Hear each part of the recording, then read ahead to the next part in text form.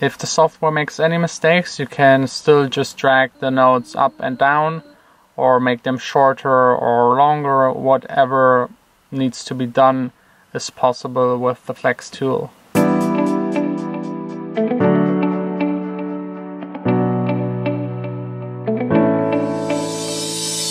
I'm finally back in my studio after an amazing weekend in Munich at the Oktoberfest. Today I want to go back to working on my falling track. The vocals just need a little bit more of editing. They just need to be pitch corrected and quantized. This is by far the vocal heaviest track I've ever made. The vocals by Loreen are really awesome. You might remember her from the vocal recording session. If you haven't seen the video, I will link it up at the end of this one. She sang as good as humanly possible. There are only like tiny little mistakes left that I can get easily rid of with the quantization tool and the pitch tool that is provided with Logic. Starting with the first verse, double clicking onto the audio file, go into track, click onto the flex symbol. This activates the flex timing where you can stretch parts, move them around and get the quantize right. But for the vocals I will need the flex pitch. Logic analyzed the vocals and now gave me a piano roll with blocks for each note that she's singing, and I can just move them up or down to correct it if necessary. But as you can probably already see, she is really on point with her singing. The easiest fix is to just select all of them and increase the pitch correction value by 100%. It will just correct everything right on point where it belongs. But be careful, using 100% of it might sound in some situations really strange because it's too perfect. So I usually use 80%, 50 or maybe 20. It really depends on the performance of the singer. If the software makes any mistakes, you can still just manually move the notes around, up, down.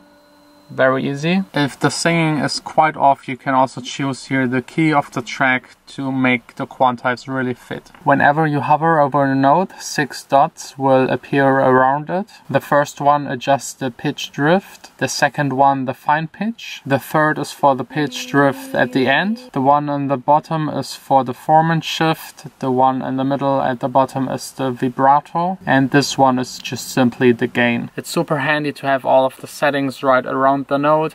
I use for the most part the gain only if I want to adjust things that are really too loud or too quiet.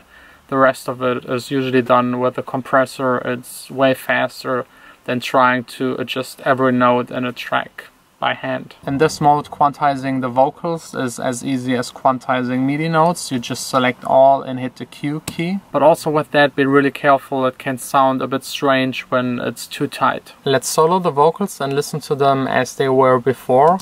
Try to never look back cause you were right behind. And now with full pitch correction and full quantization. Try to never look back cause you were right behind. I wish that you were not the... As you can hear, the program is doing too much. It sounds weird and wrong. So now going in there, doing everything by hand. This will take quite some time for all of the tracks, but it's the only way to get it right. Try to never look back cause you were right behind. I wish that you were not the one I had in mind. Closer I got to running so far away.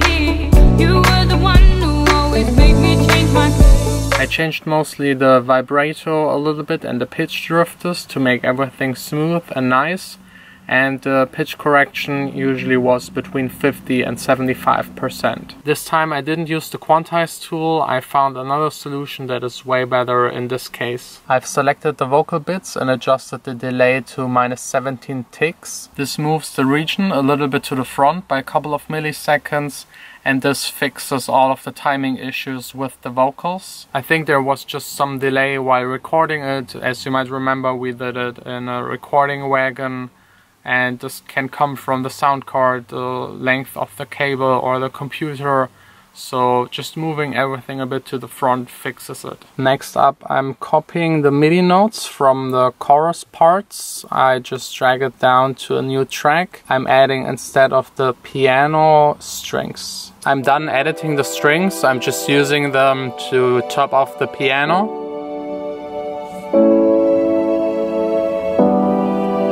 just to have a bit more contrast in the track between the chorus, the pre-chorus and the bridge.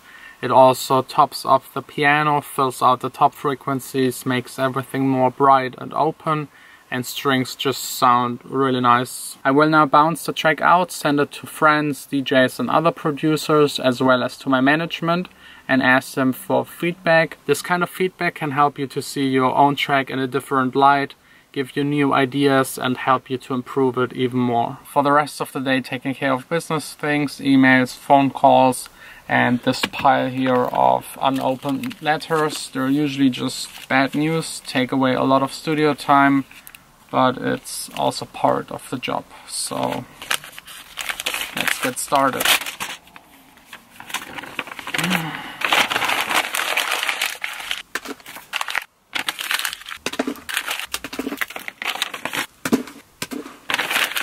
That's how I deal with this kind of stuff.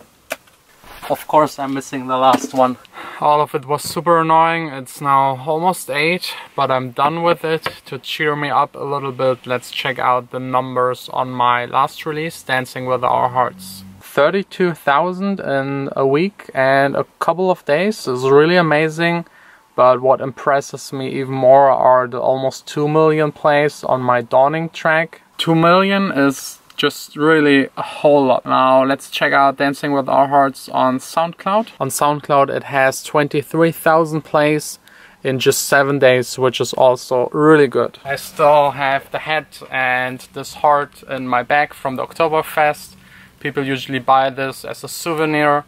You can actually eat it, but I've never seen somebody really eat it.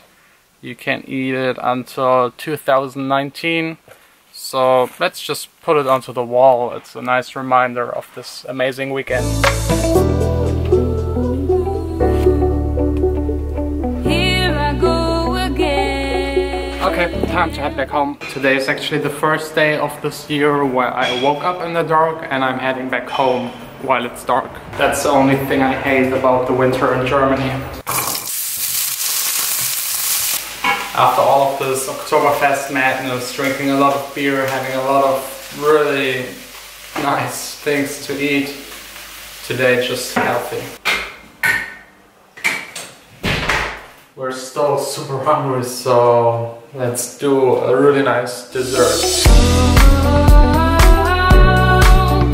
You probably all know a Caesar salad. It's the unhealthy version of something that is actually healthy. And this right here is the unhealthy version of something that is already unhealthy. This here is the Caesar's version of a pancake.